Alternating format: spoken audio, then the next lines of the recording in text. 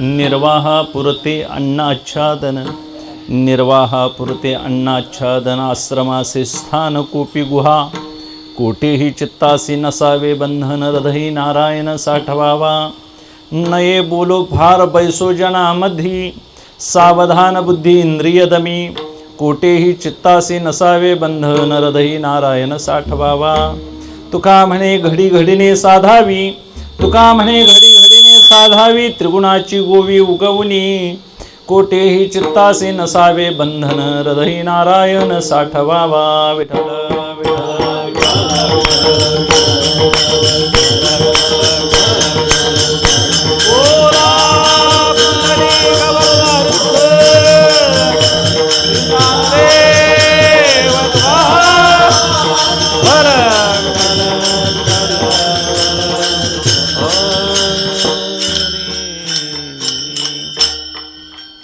पांडुरंगा करू प्रथम मन दुसरे चरण संतांची त्यांच्या कृपादानी कथेचा विस्तारू बाबाजी सद्गुरुदास तुका निर्वाहापुरते अन्नाच्छादन आश्रमासे स्थान कोपी गुहा कोठेही चित्तासी नसावे बंधन हृदयी नारायण साठवावा. श्रीमंत श्री जगद्गुरु तुकोबार यांचा हा सगळ्याच्या परिचयांचा अभंग आहे. शब्द अवघड वाटतात पण जबाबदारीने आम्ही काय तेवढं पाठ करायला बघत नाही. जबाबदारीनं पाठ करायला पाहिजे. उपदेश म्हणून सांगते असं नाही. तर सगळी ज्ञानवृद्ध वयोवृद्ध सेवेधारी मंडळी आहेत, गुरुवर्य मंडळी आहेत आणि कळणारी मंडळी आहेत, कळून करणारी आहेत. कळते पुष्कळांना पण करायला कोण धजत नाही. सगळा परमार्थ करणारी म्हणजे परमार्थामध्ये काहीतरी प्रयोग करणारी मंडळी आहेत. त्यानिमित्तानं हा देव जाणण्याकरता जो आम्ही प्रवास करत आहोत असा तर प्रवास वगैरे असं म्हणावं लागतं. इथं प्रवास वगैरे काय नाही. कारण ज्याचा शोध घ्यायचा आहे तो याची देही याची डोळा जवळे असता जगज्जीवन. शेवटी काय आम्हाला कळण्याकरता शास्त्राने अनेक साधू संतांनी देवाची जागा सांगितली. वास्तविक ती जागा नसून तो नाही असं ठिकाणच नाही. अर्जुना मी नसे ऐसा कवनू ठावस की निर्गुण निराकार देव इतका जवळ आहे की त्याच्याकरता काही साधना करावी लागत नाही. आणि मग तोच एकदा सगुण निराकार झाला की सगळी सृष्टी निर्माण करतो. मग तोच देव एकदा अवतार रूपात आला की त्याला मग उपासना करावी लागते आणि मग समोर उभा करावा लागतो. अवघ्या दशा येण्याची साधती मुख्य उपासना सगुण भक्ती. म्हणून आम्हाला सगुण भक्ती करायला पाहिजे. सगुण भक्ती करत असताना तिचा रोख निर्गुणाकडं असावा आणि असतोच. सगळ्या संतांनी आम्हाला निर्गुणाकडेच रोख करून उपासना सांगितलेली आहे. निवळ सगुणाची उपासना त्यांनी सांगितलेली नाही. सगुण निर्गुण दोन्ही विलक्षण ब्रह्म सनातन विठ्ठल हा सगुण आणि निर्गुण ऐक्य रूपानं तोच परमात्मा उभा आहे अशी समन्वयाची भूमिका वारकरी संप्रदाय मला सांगतो. त्यामुळं उपासकानं सगुण निर्गुण असा भेद न मानता मानत नाहीतच आपल्यात विशेषतः. कारण वेदांती ज्ञानकांडाच्या भूमिकेतून बघायला गेलं तर निर्गुण निराकाराची जर आम्ही सारखी काय करू आलोचना करत राहू, त्याच्याविषयी बघत राहू, चिंतन करत राहू तर सगुणाचा उच्छेद केल्यासारखं वाटतं आहे. आणि सगुणाचीच उपासना करत बसलं तर निर्गुण देव आमच्या ध्यानात राहील, चिंतनात येईल असं वाटत. पण थोडा अंशी भेद वाटतो. पण या दोन्हींचा भेद आमच्या संतांनी काय केलेला आहे मिटवलेला आहे. कळून उपासना केलेली आहे. आमच्या सगळ्या संतांनी ज्ञानोत्तर उपासना केलेली आहे. ज्ञान गिळूनी गावा गोविंद. ब्रह्मज्ञान जरी झालं, मी वासुदेव तत्वता हे जरी कळालं तरी देखील मी भक्त आहे आणि तू देव आहेस असे एक शुद्ध भाव ठेवून आम्ही काय करायचे कल्पित भेद ठेवून वास्तव अभेदातच आहोत आम्ही. म्हणजे यात जीव शिव हे आलेले आहेत. आता त्यांना अवतार म्हणतात कारण ते जीवदशेमध्ये आलेले नाही. तुम्ही आम्ही जे येतो आम्हाला अवतार का म्हणत नाही.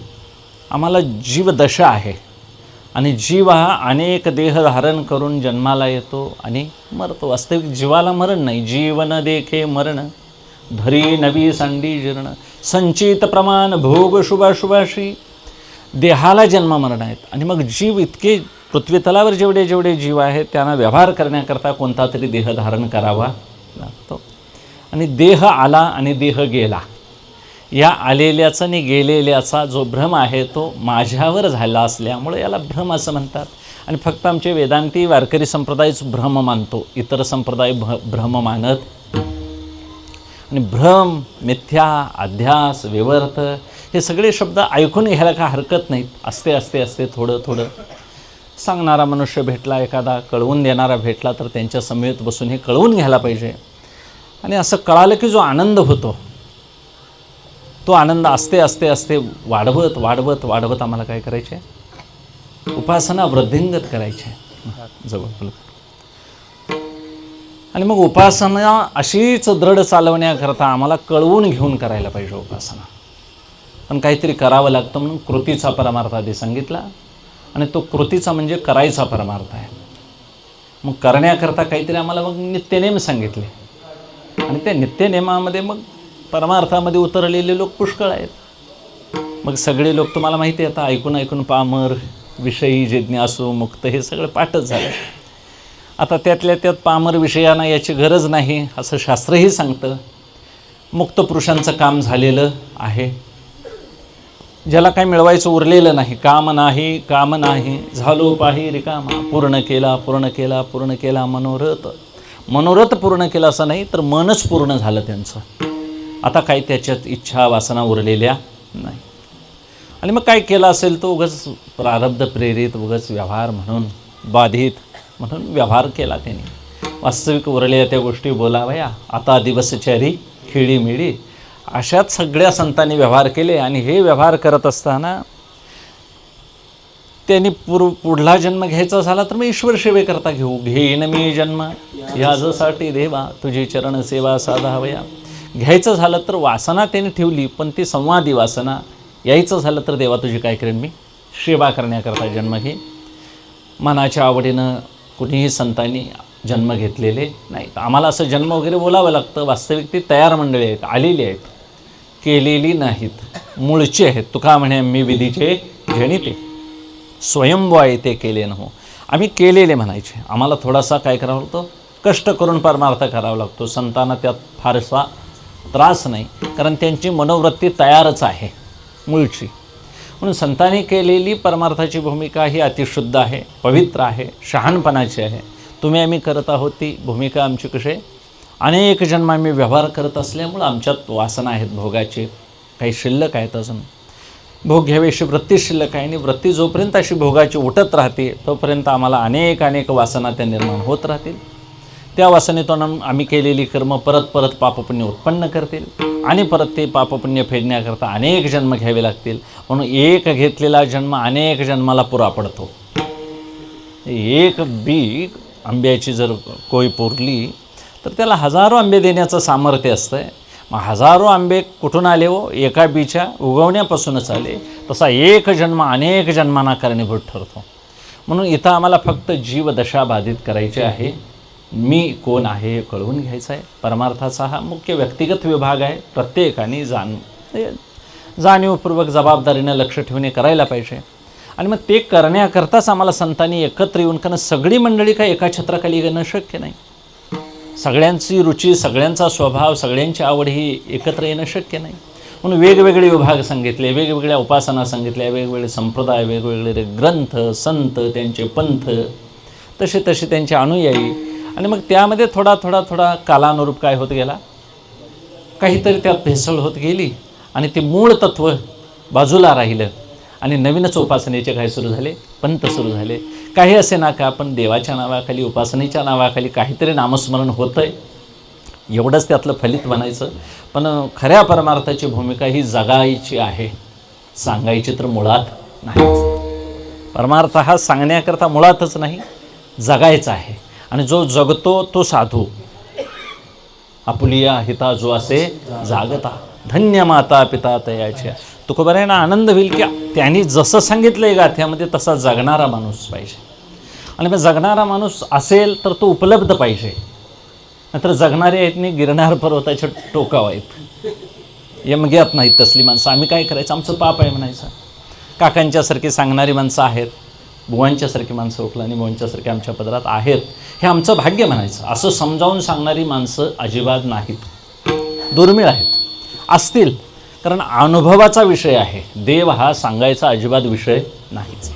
तो अनुभवाचा विषय असल्यामुळं अनुभव ज्याला यायचा आहे त्यांना अनुभव ज्यानं घेतला आहे त्याच्याकडे गेलं पाहिजे.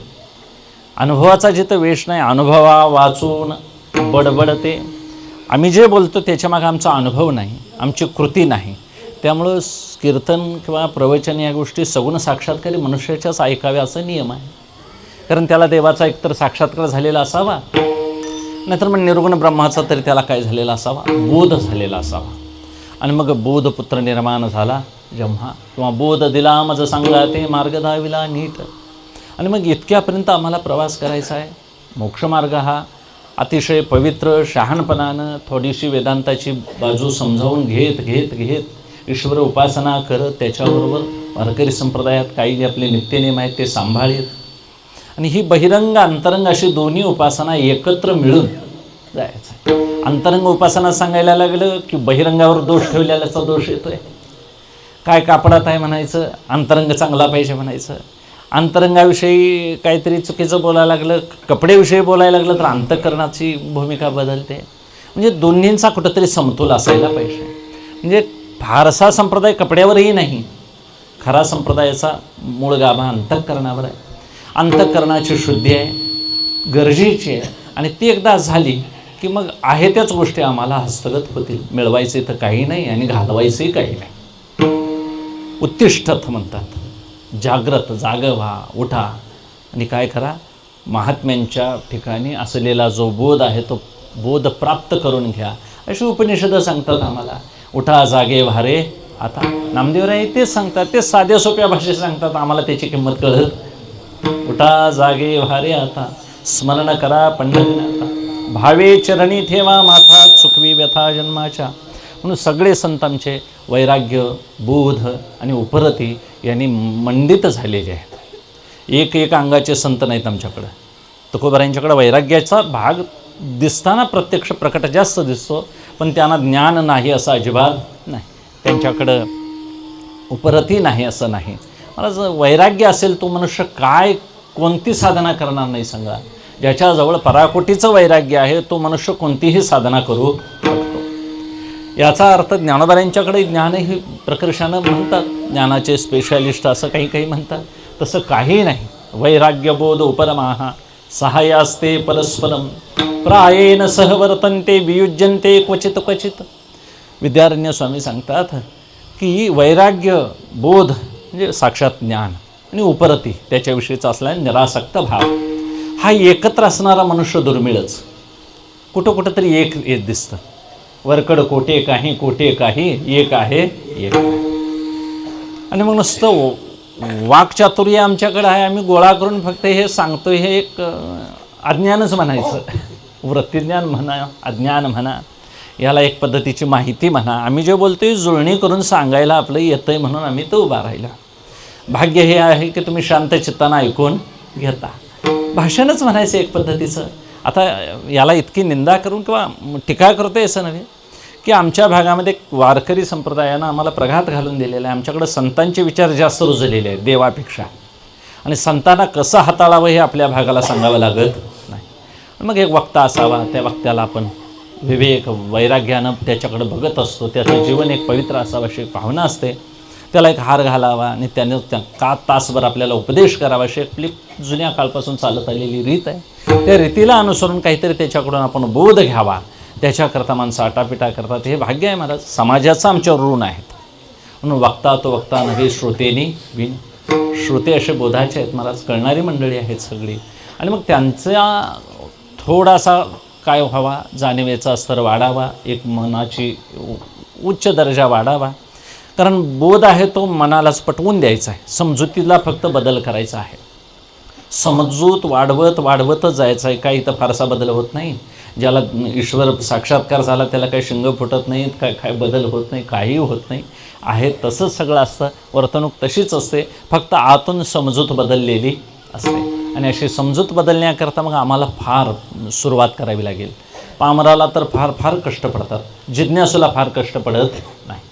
कारण जिज्ञासूला कळालेलं आहे विषयी सुखे नाशिवंत आहे, देहादी सुख ही सगळी व्यक्तीने वस्तू यावर अवलंबून आहेत आणि ही कधी डोलारा याचा पडून जाईल हे सांगता येत नाही. शेवटी जीवन क्षणभंगूर आहे, पटलेलं आहे. आणि मग किती धन मिळवावं, धन मिळवून तरी कुणाचं दुःख थांबलं आहे काय, किती पुण्य गोळा करावं, ते पुण्य गोळा केल्याने फार फार तर ब्रह्मादिक पदे दुःखाची शिरा, फार फार मला इंद्र होता येईल, ब्रह्मदेव होता येईल. पण एवढं जरी झालं तरी देखील जीवदशा बाधित होत नाही. मुक्त व्हायचं झालं तर देवांना देखील गुरुना शरण जावावं लागतं. जीवपणाचे नित्राशे या अवया आपुलिया दशे, शिवई मुहूर्त पुसे जया जोसिया ते. शिवपदावर जीव जरी आरूढ झाला, तो शिवाचं विलक्षण सुख जरी त्यांनी भोगलं तरी देखील महाराज ते शिवपद काय राहीत नाही आणि जीवपणा काय जाईत. जीवपणा घालवणं महत्त्वाचं आहे. भगवान शंकर होऊन काय उपयोग आहे आम्हाला. आम्हाला साक्षात्कार होणं, आपली वस्तू आपणाला कळणं, मी कोण आहे हे कळणं, हे बोधाचं लक्षण अतिशय उच्च आहे. इंद्रादी देव होता येईल पण परमेष्टिपदा तुच्छ मानिती सर्वदा, हेची ज्याचे धन सदा हरीचे चिंतन. इंद्र होता येईल, ब्रह्मादिक पद भोगता येईल, सार्वभौम राज्य मिळवता येईल, पण जीवदशा बाधित केल्याशिवाय देहनिर्वाहाची चिंता सुटत नाही, रोगराईचं दुःख जात नाही आणि जन्ममरणाचं दुःख तर फार पलीकडचं आहे. जन्ममरणा परते दुःख अनेक कोण सांगपा. सगळ्यात मोठं दुःख आहे ते जन्ममरणाचं. आणि ते जन्म होत असतानाही आपल्याला कळत नाही, गर्भवासातलंही दुःख आमच्या आठवणीत नाही आणि कसा मरतो हे परत सांगायला आम्ही असं दुसऱ्याने सांगायचं खरं आम्ही तेवढी फोटोत असणार. म्हणजे तळमळून मेला खटाचा असून कसं कसं झालं आहे ते दुसऱ्याने सांगावं आणि ती घरची सांगत नसं, बाहेरच्यानी सांगावं. ते मुलगी बघायला गेलं की पलीकडची घरातली माहिती जास्त सांगतात. याचा अर्थ आमच्याकडे कसं बाहेरल्यांना जास्त दोष माहिती असतात, तसं मरणाचं दुःखही त्या जीवाला भोगताना कळत असतं. कारण ही सगळी व्यवस्था यमाची आहे, काळाची आहे. मारिती तोडीती झोडीती निष्ठुर यमाचे किंकर बहुसाल. किती पद्धतीचे नरक सांगितलेले आहेत, किती यातना सांगितलेल्या आहेत. म्हणून इथं सगळ्यांनी साचेबद्ध असं आचारसंहिता सांभाळून जर जीवन जगलं तर अंतःकरण शुद्धीला फार फार वेळ लागणं शक्य नाही. म्हणून काहीतरी एक नित्यनेम सांगितले आणि ते नित्यनेम सांगणारे सगळे अभंग आहेत. प्रत्येकाने जिज्ञासू होऊन हे प्रत्येकाने अवलंब करायला पाहिजे.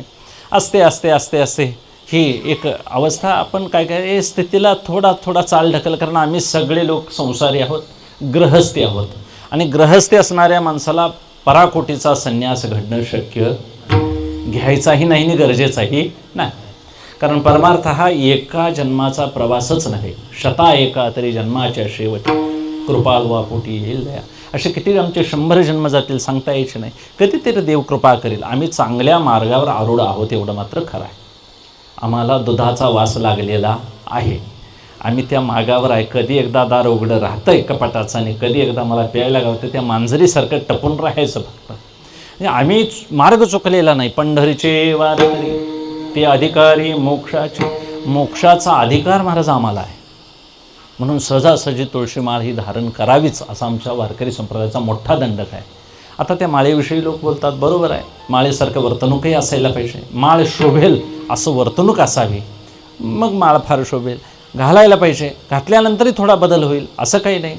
म्हणून जसा जसा निग्रह घडेल, जशी जशी इंद्रिय आवरता येईल, जसे जसे आपल्याला वाणी मन सिकडी अगदी मर्यादित करत करत जीवन एवढं मर्यादित करायचं की अल्पजीवन करी तुका म्हणे साधे. प्रत्येक गोष्ट अशी मर्यादित करायची, लिमिटेड. कारण आम्हाला अनलिमिटेड वागायची सवय आहे, अमर्याद. आणि मग लिमिटेड कंपनी एकदा झाली की मग हिशेब लागतो, नाही तर हिशेब लागत नाही. भरला दिसे हाट अवघी वाढली खटपट, संचिताची वाट वाटा होऊन फाकती. मुरगुडच्या बाजारात एकाच रस्त्यानं सकाळी माळवं येतं आहे, विकून जाणारेही त्याच रस्त्यानं जातात. जिकडून आले पिशव्या घेऊन तिकडं रिकामे आलेले असतात, जाताना भरून किस्सं भरून आलेले असतात, किस्सं रिकामं करतात नाही, पिशव्या भरून जातात. हे सगळ्या वाटा त्याच, बाजार तोच. आणि अगदी शेंगापासून अगदी कसल्या शेवग्याच्या शेंगा म्हणा, वरण्याच्या शेंगा, जगदाळ्याच्या शेंगा, अगदी कोंबड्या अंडी सगळं मिळतं त्या बाजारात. माणसं फक्त विकली जात मुरगुडच्या बाजारात काय मिळत नाही असं नाही, सगळं मिळतं. आणि मग तिथं देणारे घेणारे सगळा दंगा असतो, कालवा. आणि यामध्ये मग कमी जास्त घासाघीस करणारे, कोण आमच्या शेतकऱ्यांचा माल घेऊन आमचा दुसरा समाजही तिथं विकत बसणारा आहे. आमच्यापेक्षा तो आमच्या लवकर विकून जास्त पैसे मिळवून आणि आपल्या घराला निघून जातो. काही त्यातले त्यात तज्ज्ञ लोक असतात, व्यवहारात तज्ज्ञ असणारी माणसं मग 4 पैसे मिळवून जातात. असा कोणाचा बाजार फायद्याचा असतो, कोणाचा बाजार तोट्याचा असतो, कोणाचं माळवं खपतच नाही, मग ते गटारीत वतून जातात. तुका म्हणे लाभ होईतो व्यापार, करा काय फार शिकवावे. ज्याला आपला दरच उतरता येत नाही त्यानं बाजारात आणायची गरज, त्यानं गावात आपले विकलेलं बरं, नाही तर खूपच लावायचं नाही. नेत्यात लोक आपली. ज्याला विकायची तुका म्हणे नाही राखायची चाड, तरी का लिगाड करून घेतो. त्यातल्या क्षेत्रातलं जर ज्ञान नसेल तर ती गोष्ट करूच नाही, तुकोबारांचंही असं म्हणणं आहे. म्हणून हा बाजार असा आहे, कर्मावर आधारित आहे. संचित कर्माची वाट आहे संसाराला. आणि मग संचितातली कर्म घेऊन लोक येतात. जसा मागल्या जन्मामध्ये व्यापार मांडलेला आहे तसाच आता इथं व्यापार करतात. तसाच का करतात तर तशाच प्रेरणा घेऊन मागे ती मेलेली आहेत. एवढ्या वेगानं मेलेली आहेत की त्याच प्रेरणा घेऊन आणि राहिलेला हिशेब पूर्ण करायला ती आलेली आहे. आणि तो हिशेब पूर्ण झाल्याखेरीज त्यांचा अंतःकरण अजिबात त्याला मान्यता देत नाही. मला सहजासहजी अपघात जरी झाला तर ते शरीर सोडताना तो जीव त्या शरीराला सहजासहजी सोडायला बघत नाही. एवढी वासना असते जीवाची, अनावर असते. मरणसुद्धा मला अयोग्य वेळी आलं हे सुद्धा तो जाणतो. म्हणजे सुटलेलं शरीर परत आणि त्यात मला वास्तव्याला मिळावं अशी भावना राहते. किती तादात्म्य आहे. म्हणजे मानवी जीवन हे देहाला धरून केवढं आहे चाललं आहे. आणि मग असं देहाला मी माझं धरून मगाची प्रवचनात सांगितलं सरांनी की हे एवढं केवढं मोठं तादात्म्य, एवढ्या जडवस्तूवर आम्ही प्रेम करून किती कर्माचा मोठा बाजार उभा केलेला आहे. आणि हा सगळा बाजार फिटण्याकरता अनेक जन्म घ्यावे लागतील. ज्ञानोबराय म्हणतात, कर्म नेनो धर्म नेनो नेनो आम्ही काही, ज्ञानदेव म्हणे आम्हा येणे जाणे नाही. आणि इथं खरं दुःख आहे ते जन्म मरणाचं दुःख आम्हाला निवारण करायचं आहे. आणि ते करण्याकरता आम्हाला नित्यनेम काहीतरी संतांनी सांगितले. आणि ते नित्यनेम जो सांभाळतो त्याच्याजवळच ईश्वराचं वास्तव्य लवकर होतं. नित्यनेम नामी ते प्राणी दुर्लभ, लक्ष्मी वल्लभ तयाजवळी. म्हणून सामान्य काहीतरी नियम असावेत. गोंदवलेकर बाबा म्हणतात काहीतरी परमार्थी मनुष्यानं नियम करावेत. परमार्थी मनुष्यानं सदाचरण घट्ट होण्याकरता, दृढ होण्याकरता खाण्यापिण्याचे नियम करावेत. नियम छोटे असावेत पण शाश्वताचे असावेत. थोडासा नियम असं ना, आता उद्या संक्रांत आहे, पर्व काळ आहे, उद्यापासून मी स्टेटस बघणार नाही, साधा नियम करायला का हरकत आहे. साधे नियम आहेत, हे काय सांगायची गोष्ट नाही महाराज, पण मन अनावर असतं. एकदा मोबाईल उघडला की किती तास गेलं हे बघणाऱ्यालाच कळत नाही, गाव काय सांगितली. म्हणजे इतकी अनावर झालेली वृत्ती आहे. म्हणून आपण काहीतरी एक सामान्य नियम केले पाहिजे. ते नियम पराकाष्ठेनं कडेपर्यंत पाळले पाहिजेत. आणि कडेपर्यंत पाळणं ह्याला साधना म्हणायचं. असे अट्टहास केला पाहिजे. याजासाठी केला होता अट्टहास. आणि असा अट्टहास केल्यानंतर जे फळ येईल तो शेवटचा दिस. म्हणून काहीतरी नित्यनेम असावेत. काही नित्यनेम करणार नाहीत त्यांच्याकरताही तुकोबाराय सांगतात, काही नित्यनेमावीन, काही नित्यनेमावीन,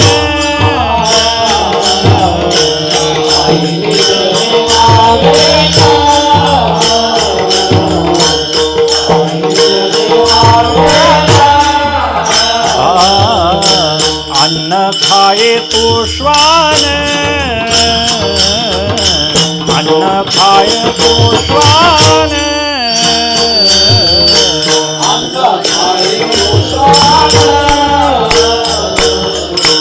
अन्न खाये तो श्वान, वाया मनुष्यपण, वाया मनुष्यपण, वाया मनुष्यपण,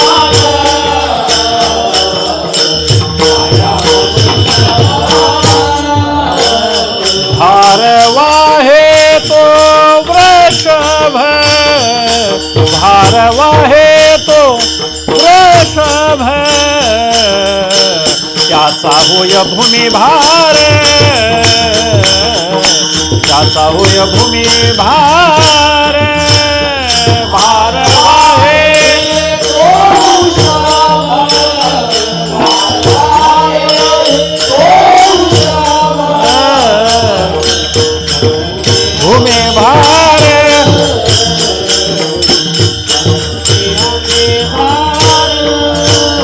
काही नित्य नेमाविने अन्न खाये तो श्वान वाया मनुष्यपण भार वाहे तो वृषभ काही नित्य नेमाविने अन्न खाये तो श्वान वाया मनुष्यपण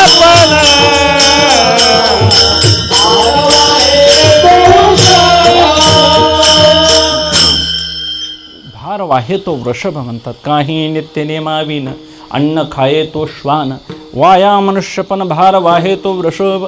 काहीतरी नित्य नेम असावेत. अन्न पुढं आलं तर निदान श्लोक म्हणायपुरते तरी वेळ अवकाश द्यावा. वाढेल ते खायला सुरुवात केलं तर कुठं देवाची आठवण राहते. बरोबर आहे, मी सगळे गृहस्थी माणसं आहोत. ऊस तोडायचा कालावधी आहे सुरुवात. त्यामुळे केवढी भूक लागते आणि काय लागते म्हणजे ते ज्याला कष्ट झालं आहे त्यालाच कळतं महाराज. कारण काही गोष्टी अशा आहेत अगदी तळागाळातला परमार्थ बघायला गेलं तर फार विचित्र परिस्थिती आहे. ज्याने 10-20 वर्ष परीक्षा द्याव्यात, मोठ्या मोठ्या स्पर्धा परीक्षेने त्याचा नंबर हुकावा, त्याला नाही संधी मिळाली. आता आर्मीचा निकाल लागला. कितीतरी मुलं पळतात महाराज. आज निराश झाली असतील. जी फटाकड्या वाजवतात ते आनंदात आहेत, पण ज्यांना लागलं नाही त्यांना निराश झालेली असतील. प्रारब्ध किती दुःख देतं हे ज्याच्या वाटणीला आले त्यालाच कळतं. उगाच आम्ही बसून सगळं म्हणतोय चारीकडून पैसे येतात, सगळी व्यवस्था आहे. ज्याला बाहेरला पाणी घेऊन पाजायला लागतं आहे, दुसऱ्याचं रान केलं आहे, ऊस काढाय कोण वाट देत नाही, जो महाराज पाय ठेवू देत नाही, अशा अडचणीतनं ज्यांना रान करावं त्याला कळतंय घरचं पाणी काय असतंय, रस्त्यावल्या रानाची किंमत काय, आणि मग शेजारी कसा चांगला असावा हे त्याला माझ्यासारख्यानं सांगून उपयोग. परिस्थिती जिथं बिकट आहे तिथं प्रारब्ध केवढा विचित्र महाराज प्रत्येकाशी खेळ खेळतं. हे प्रत्येकानं असं पटवून घ्यायला पाहिजे. म्हणून सगळीकडून खाण्यापिण्याची चिंता आमची दूर झालेली आहे. म्हणून आम्ही कीर्तनं सांगतोय महाराज. ज्याला खायलाच नाही त्यानं काय कीर्तन सांगायचं सांगा. तो देवाशी मैत्री करील. खायला मिळायची पंचायत, कुणी हरे हरे म्हणायचं म्हणणार. आधी धंदा केला तर मला निर्वाह नाही म्हणतात लोक. हे केल्याशिवाय मला निर्वाह नाही. म्हणजे अमुक कर्म केल्याशिवाय मला खाणंच मिळत नाही. अशा माणसानं हरिपाठ म्हणा वेळ कुठं असतोय सांगा. याचा अर्थ त्यानं हरिपाठासाठी वेळ काढावा. नाही असं नाही की कितीही दुःख असलं, कितीही गरिबी असली तरी परमार्थता हरिपाठासाठी वेळ निघतो, काढायला पाहिजे. देवावर राग धरून उपयोग नाही. क्रोध देवावरी धरियला राग. गवळणी म्हणतात आपला तो प्रारब्धाचा भोग आहे. ते तुका म्हणे देवा तू काय करशील कर्मादुस्तर. अशी आमचीच कर्म विचित्र आहे. देवा तू काय करशील, कारण आमच्याच खात्यावर काय नाही. तू तरी कुठलं देणार. उगाच बँकेच्या दारात कॅशियरला शिव्या देऊन काय उपयोग नाही.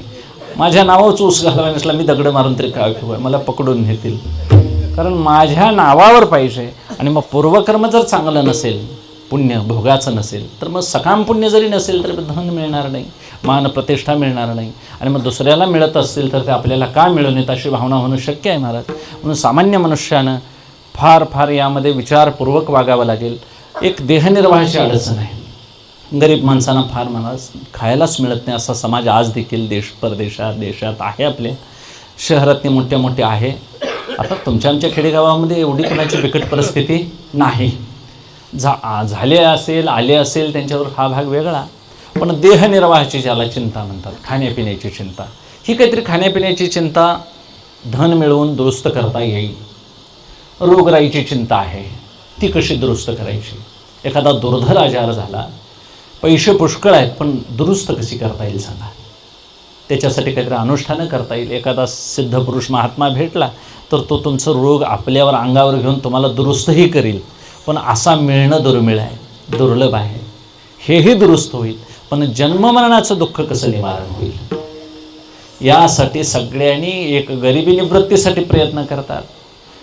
कोण रोगराई निवृत्त व्हावी म्हणून प्रयत्न करतात. आणि कोण क्वचित एखादा मला का जन्म मिळाला असेल, मी का बरं यमग्यात आलो आहे, आतापर्यंत किती माझे आईबाप झाले असतील आणि मी या जन्मात इथं आलो आहे, हे मला या घरातच का बरं जन्माला दिलं असेल. आणि हे करत असताना मग त्याला असा अनुताप चित्तात उत्पन्न होतो. आणि त्या अनुतापासरशी मग तो चिंतन करतो की मला इथं आल्यानंतर सगळी लोक बघायला मिळतात, काही पुण्यवान बघायला मिळतात, काही धनवान बघायला मिळतात. आणि काही मुक्त झालेले पुरुषही दिसतात. प्रत्येकाचा बोध वेगवेगळा आहे, गाव तेच आहे, वागणं तेच आहे, सगळं काही राहणीमान तेच आहे, पण विचारात प्रत्येकाच्या बदल आहे. इहलोकातल्या धनात काही आनंद मानणारे आहेत, काही मायेतल्या सुखात आनंद मानणारे आहेत, आणि मला मुक्त व्हावं म्हणून तळमळणारा एक वर्ग आहे, त्यांची संख्या कमी आहे. तुकोबाराय म्हणतात, बहुतांच्या आम्ही न मिळो मताशी. आणि मग कोणी कोणी कैशा भावनेच्या, की मग सत्य असत्य असे मन केले वाही मानिले नाही बहुमता. तुकोबाराय म्हणतात, मी मेजॉरिटीकडे बघत नाही, मला सत्य असं कळवून घ्यायचं आहे की इथं दुःख जे आहे त्या दुःखाला कारण नेमकं काय. दुःखाला कारण जैमिनीने सांगितलं, विधीनं वागा, निषेध पाळा, निषेध अजिबात करू नका, टाळा. पाप होतंय म्हणून त्यांनी सांगितलं, बरोबर आहे. पापाचं फळ आहे दुःख, पण दुःख ज्या पापानं होतंय ते पापच मुळात करण्याची वासना होते. ती वासना होते तरी कुठून, याचं मूळ सांगितलं व्यास महर्षीने. आमच्या वेदांतामध्ये व्यासांचं म्हणणं आम्हाला कळवून तसं वागावंच लागेल. त्याच्या अगोदर जैमिनी मुनींना नमस्कार करून त्यांचंही आम्हाला ऐकावं लागेल. इथं भगवंतानी लोणी चोरलं तर त्यांना देखील उकळाला बांधलं, म्हणजे जैमिनींचा तडाखा केवढा मोठा आहे बघा. जैमिनी मुनी सांगतात म्हणून आम्ही आई बहीण मानतोय, आम्हाला हे इतर कुणी मुनींनी देवानी सांगितलेलं नाही. आमच्यामध्ये आई वडील बाप भाऊ ही नाती जी आहे ती जैमिनी मुनींनी सांगितली, पूर्वमीमांसा आहे त्यांची. हे नाही जर त्यांचं आम्ही मांडलं तर आम्ही व्यासांच्यापर्यंत पोहोचणं शक्य नाही. म्हणून आधी विधिनिषेध पाळावे लागतील, आणि विधिनिषेध पाळत असताना मग त्यात पामर आले, विषयी आले. जिज्ञासू सदैव तळमळ, अंगा मनाशी रुसावे, ए तुलेने कृत्याकृत्य नाठवे. आणि मग करणे याची निनावे, जो भलतेच करी, जो भलतंच करत बसलेला आहे, त्याला काही कळत नाही, परिणाम कळत नाहीत. आणि मग मनाला अंगाला जे बरं वाटेल असंच करत बसणारा एक समाज आहे, त्यांना पामर असं म्हणतात. आणि त्याला भुललेला असे तुकोबाराय म्हणतात, जनतरी देखे गुंतले प्रपंचे, स्मरण ते त्याचे त्याशी नाही. म्हणून पामर विषयीचा भरणा जास्त असला तरी यातून असते असते यांना वर काढण्याकरता आम्हाला एक दशा सांगितल्या प्रत्येकाच्या. प्रत्येकजण कसा कसा व्यवहार करत आहे ते मन प्रत्येकाला एकच आहे, प्रत्येकाचा जीव एकच आहे. उपाधिगत मन वेगळं असेल पण जीवदशा मात्र प्रत्येकाची एकच आहे. वेगवेगळी शरीरं आहेत, आणि मग तो सर्वाघटी राम देहादेही एक, सत्तेनं असलेला देह इंद्रियाला मात्र तो हलवत आहे. वास्तविक आम्हाला शरीरे हलतात असं दिसतंय, शरीर अचेतन आहे, शरीर अजिबात कार्य करत नाही. तुम्ही आम्ही जे हलतोय, मी जे बोलतोय, हे सगळं शरीराचं कार्य नव्हे. यातून कोणतरी बोलविता धनी वेगळाची. बोलणारा म्हणून मी माध्यम आहे, बरोबर आहे, आणि तो मी मी मी म्हणतो जो अहंकार कायम, तोच जीव. जीव तरी कोण? बुद्धीत पडलेल्या चैतन्याच्या प्रकाशाला, चिदाभासाला जीव असं म्हणतात. त्या चिदाभासाला जाणं येणं आहे. तो इथून पंचज्ञानेंद्रियाला घेऊन काय करतो, शरीरम यद्वाप्नोति यच्च अप्युत्क्रामतीश्वराः ग्रहित्वैतानि संयाती वायुर्गंधा निवाशया. परिमळू निघाल्या पवना पाठी, मागे ऊस फुल राहे देठी, आयुष्याची मुठी केवळ देह.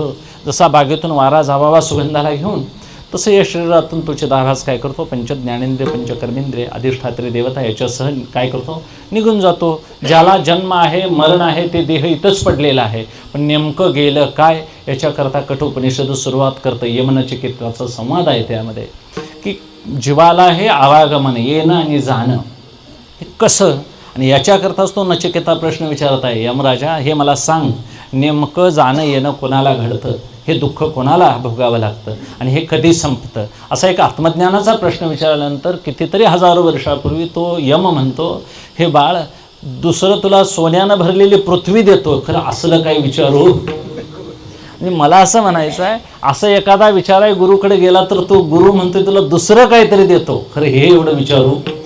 ह्याला अधिकारी कोणतरी असला पाहिजे. हे ज्ञान ऐकण्याकरता अधिकारी पुरुषाची गरज आहे. अधिकारी असावा, तो शहाणाही असावा आणि पवित्र असावा. पवित्र अंतःकरणाचा फार फार गरजेची गोष्ट आहे महाराज. कारण वेदांत मोजका आहे, वापरायचा जो आहे तो कुठं वापरायचा हे कळणारी माणसं कमी आहेत. आत्मा अमर आहे, देह विनाशी आहे, हे सगळं खरं आहे हो, पण रोज उठून ते घरात असलं अभद्र बोलणं बोलून चालेल? सगळीच तुझ्या सकट मरणार आहे, तसं घरात जर बोलत बसला आम्ही तर तू शहाणाईच म्हणतील, तुला ह्याला घरात एवढं बाजूला काढा म्हणतील. आहे ते जीवन आनंदानं ही समजूत पटवून घ्यायची आहे. अभद्र बोलत बसायचं नाही. व्हायच्या त्यावेळी गोष्टी होतच जातील. आणि मग शेवटी काय, प्रत्येकाचं जाणं येणं हे ठरलेलं आहे. प्रत्येकाची विद्या, प्रत्येकाची भाव, ह्या सगळ्या गोष्टी आईच्या पोटात असतानाच मुकरर झालेल्या आहेत. म्हणून एकच कबीर महाराज म्हणतात, कबीरा कुआं एक है पाणी भरे अनेक, भांडे में ही भेद है पाणी सब में एक. विहीर एकच आहे, पाणी एकच आहे, भांडी फक्त वेगवेगळी आहेत. वेगवेगळ्या भांड्यात भरलं म्हणजे तांब्यातलं पाणी, हे पेल्यातलं पाणी, हे वाटक्यातलं पाणी, असं आम्हाला काय दिसायला लागला, भेद दिसायला लागला. तशी सगळी मानवजात ही एकच आहे. म्हणून मनुष्य जात सांगत असताना हे विश्वची माझे घर म्हणतात. ज्ञानोबारायांची ही समजूत आहे. आणि ही समजूत असणाऱ्या महात्म्याची आम्हाला भेट व्हायला पाहिजे. काहीतरी त्याने आम्हाला सांगावं. मग आम्ही पामरांच्यासाठी, विषयांच्यासाठी मग त्याने नित्यनेम सांगितले. काही नित्यनेमाविन अन्न खाये तो श्वान. मग त्यांनी किती उपमा खाली दिली सांगा, की वाया मनुष्यपण भार वाहे तो वृषभ. बैलाला काय ओझं गाडीत ठेवलं हे कळत नाही, फक्त वडायचं एवढंच त्याला माहिती असतं. नाही वडलं तर मागणं मार दिला जातो. तसं ज्याला ओझं कळत नाही तो बैलासारखा. तसं आम्हाला देखील मी माझे आणि तुझे न धरी टाकी परते ओझे. आम्ही जे ओझं वडतोय, मी माझे आणि तुझे, हे ठरलेली मंडळी पूर्वक्रमानं एकत्र आलेत सगळी. असा एक निरासक्त विचार बळावत गेला पाहिजे. जखम एखादी बळावते, नाही आम्ही लक्ष दिलं तर, तसा परमार्थ देखील बळावत गेला पाहिजे. वाढत वाढत वाढत गेला पाहिजे. आणि तो वाढत इतका गेला पाहिजे की प्रत्येकाशी समन्वय साधत गेलं पाहिजे. अजिबात खुज्जत कुणाशी घालत बसायचं नाही. आणि असा समन्वयानं प्रत्येकाला कळवून द्यायचं. बंधन म्हणून यात कशातही अडकून राहायचं, हे कर्म कर्तव्य म्हणून करत राहायचं. एवढं मोठं युद्ध अर्जुनाने केलं, पण जरा देखील त्याला पाप लागलं नाही. आणि कित्येकाने त्यामध्ये युद्धामध्ये कित्येक महाराज युद्ध केली, पण प्रत्येकाला पाप थोडं थोडं लागलं. अर्जुनाने एवढं युद्ध केलं, पण देवाच्या नामस्मरणाशिवाय त्यानं बाण सोडला नाही. एवढा मोठा नरसंहार करून अर्जुनाला तिळ मात्र पाप लागत नाही. म्हणजे असा एक निष्काम कर्मयोग आम्हाला देवाने सांगितला, एक ज्ञानयोग सांगितला. आता कोणाला कशा कशा वाटा आपल्याला योग्य वाटेल त्या आपल्या बुद्धीच्या जोरावर, काही भक्तिमान अंतःकरण असेल तर त्याने भक्तियोग निवडावा आणि त्या मार्गाने आम्हाला तिकडंच जायचं आहे. एको देव सर्वभूतेषु गूढः. गूढ असणाऱ्या, गुप्त असणाऱ्या एका परमेश्वराकडेच आम्ही सगळे तिकडेच प्रवासी जाणार आहोत. आता हे तज्ज्ञ आणि जाणकार अनुभवी माणसांना आम्हाला असं सांगायला पाहिजे. आम्ही हे बोलण्यात फक्त बोलता येतं, वास्तविक आम्ही तिथं पोचलेलो नाही. हे पोचलेल्या माणसांनी सांगायच्या गोष्टी आहेत. आणि मग असा एक परमार्थ अंतिम टप्प्याचा जो आहे त्याच्याकडे लक्ष ठेवून साधकानं जाण्याच्या करता मग आपण कसं वागलं पाहिजे याच्याकरता साधकाची दशा उदास असावी, उपाधी नसावी अंतर्बाह्य. म्हणून अंतर्बाह्य, बाह्य उपाधी आहेत महाराज, धनदारा पुत्र या गोष्टी बाह्य उपाधी आहेत. देही उपाधी ही बाहेरलीच आहे, अंतःकरण ही आतली उपाधी आहे. अशा अंतर्बाह्य उपाधी, त्यामध्ये असणारे उपद्व्यापी आपण सगळे तपासून मला नेमकं काय करायचं आहे आणि हे अगदी ठरवून निश्चय कमीत कमी आपल्याला कसं जगता येईल. म्हणून निर्वाहापुरतं अन्न केवढं लागतं, आपल्यापुरतं केवढं लागतं. शिजवूनच खायचं म्हटलं तर जरासा आटापिटा करावा लागेल. कोरडंच खायचं म्हटलं तर काय गरज नाही. पाणीपात्र दिगंबरा हस्तकरा सारिखे आवश्यक देवमणी चिंतनीचं सादर. पाणी प्यायचं झालं तर नुसतं हात जोडून जरी वंजळीत पाणी पिलं तरी हरकत नाही. भिक्षा कामधेनु ऐशी अवकाशी शयन. तुकोबाऱ्या दत्त महाराजांचं वर्णन म्हणा, अवधूत स्थितीचं वर्णन करतात की अवधूताला ह्या दशदिशा हेच त्याचं पांघरून आहे. ज्याला पांघरून घ्यायचं आहे, ज्याला झोपायचं आहे, त्यानं भूमिशयन केलं आणि वर आकाश घेतलं, कशाला अंतरून लागतं आहे. आणि खऱ्या झोपेला चांगलं कष्ट करणाऱ्या माणसाला गादीच कशाला लागते, पडल तिथं झोपतोय महाराज. आणि मग ही साधना येत नसते. ती माणसं आमच्याकडं घुई असा शब्द म्हणतात ना, घुई इसतो का काय, त्याला एक तंद्री लागेस तर का. झोप ही साधनं कुठपर्यंत, तुम्ही घेतलेली रजई रग चटई ही कुठपर्यंत, अगदी शरीर आणि मन यांचं तादात्म्य असते असते असते असते तुटत येऊन त्या अज्ञानात विलीन होईल तेपर्यंत गरज आहे. तिथनं पुढं तुम्ही दगडावर झोपलायसा काय गलीत झोपलायसा हे तुमचं तुम्हालाच माहिती नसतं. त्यामुळं निद्रिताचे शेजेशी सापतेशी उर्वशी. खऱ्या झोपेला या साधनांची फक्त सहकार्य म्हणून गरज आहे. वास्तविक झोपेसाठी रजईची आणि अंगावरल्या कशाचीच गरज नाही. खऱ्या झोपेला अक्कलकोट स्वामी महाराज म्हणतात, एक त्यांच्याकडं मनुष्य गेला, महाराज मला स्वप्न जास्त पडतात. त्याने उत्तर दिलं, बाबा म्हणाले तुला स्वप्न एवढे पडतात तर खात्रीशीर उपाय सांगतो म्हणाले, बैलासारखं कष्ट केलंस तर तुला स्वप्नच पडणार नाहीत म्हणून सांगितलं. आता बैलासारखं कष्ट केल्यावर झोप एवढी गाढ लागल्यावर कशाला स्वप्न पडतंय सांगा. गाढ झोपच लागत नाही, ह्याला दिवसा झोपणारा असेल तो. म्हणजे असे काही आपण असं व्यावहारिक काही गोष्टी अशा पटवून घ्यायला पाहिजे. सगळ्याच गोष्टी दैवावर आणि आध्यात्मिकमध्ये शोधून चालणार नाही. आमचं जीवन 3 भूमिकेवर, आधी दैविक, आधी भौतिक आणि आध्यात्मिक असे त्रिविध ताप आहेत. एक पारमार्थिक सत्ता आहे, एक व्यावहारिक सत्ता आहे, एक प्रातिभासिक सत्ता आहे. म्हणजे व्यवहारातली जी काही कर्म आहेत ती सगळी आपण अगदी आटोपशीर, संकोचित, योग्य अशा मार्गानं, तिथलेही काही सांगणारी माणसं आहेत त्यांच्याकडून पटवून घेऊन समजावून त्या घ्याव्या लागतील. म्हणून नित्यनेम सांभाळणारा मनुष्य दुर्मिळ आहे. नित्यनेम सदैव, नित्य म्हणजे न चुकता सतत अनुसंधान करत राहणं. देवाकरता केलेली कार्य, श्रीगुरूंच्या करता केलेली कार्य, आईवडिलांच्या निमित्तानं केलेली कार्य, घरची कार्य, हे अशी करत असताना आपलं सदैव अनुसंधान तिकडं पाहिजे. माझा रोग काय आहे, मला काय नेमकं करायचं, हे कायमस्वरूपी लक्षात राहणं यालाच म्हणायचं साधक. आणि अशा साधना करत असताना मग थोडेसे प्रतिबंध येतात बाहेरून आतून, आणि मग ते सगळे आतून बाहेरून येणारे प्रतिबंध आपण फक्त समजावून घ्यायचे, विसंगत असले तर बाजूला सोडून द्यायचे आणि मग टाळायचा प्रयत्न करायचा. ह्याला साधना म्हणायची. तलावात पाणी शांत आहे, स्थिर आहे, वरून दगड टाकला तरीही ते काय झालं जाईल, त्याला तरंग येतील. काही आतून बेडूक असेल, काय असेल, एखादी मगर असेल, तीसुद्धा हालचाल केली तर पाणी लहरी येतील त्यावर. शेवटी काय, आतील आणि बाहेरील उपाधी शांत करणं आपल्या हातामध्ये नाही, पण त्यांचे आलेले प्रतिसाद मात्र आम्हाला काय करता येतील, थोपवता येतील. त्या सगळ्याच गोष्टी आपल्या हातामध्ये नाहीत. म्हणून आपण काही गोष्टी अगदी जाणीवपूर्वक अभ्यासानं काय कराव्या लागतील, संकोचित कराव्या लागतील. असा संकोच करणारा अभंग आहे, संसाराची शांती करणारा अभंग आहे. तुकोबाराय म्हणतात, निर्वाहापुरता अन्न असावं, आश्रमाला काय असावं, एखादी छोटी गुहा असली तरी चालेल, एखादं स्थान, आता ते स्थान रंगरंगोटीच केलेलं असावं का बांधलेला मठ असावा का मोठी व्यवस्था असावी. व्यवस्था करत बसलं तर तो एक संसारच होऊन जाईल. तो आता सत्वगुणी असेल, रजोगुणी असेल, पण खऱ्या परमार्थासाठी काय मोठ्या मठाची गरज नाही, मोठ्या गुहेची सुद्धा गरज नाही. ठाई सबैसोनी करा एक चित्त, आवडी अनंत आळवावा आहे त्या ठिकाणी देखील आम्हाला साधना करता येते.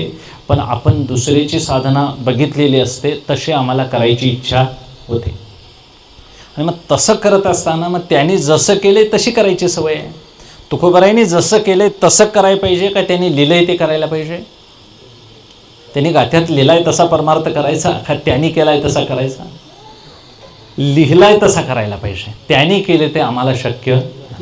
संतांनी साधनेच्या काळात ज्या ज्या गोष्टी केल्या ते शक्य आहेत का हो? ज्ञानोबारायांनी रेडा बोलवला, भिंत चालवली, या गोष्टी सामान्य साधकाच्या नाहीत. युक्तयोगी आहेत ते महापुरुष.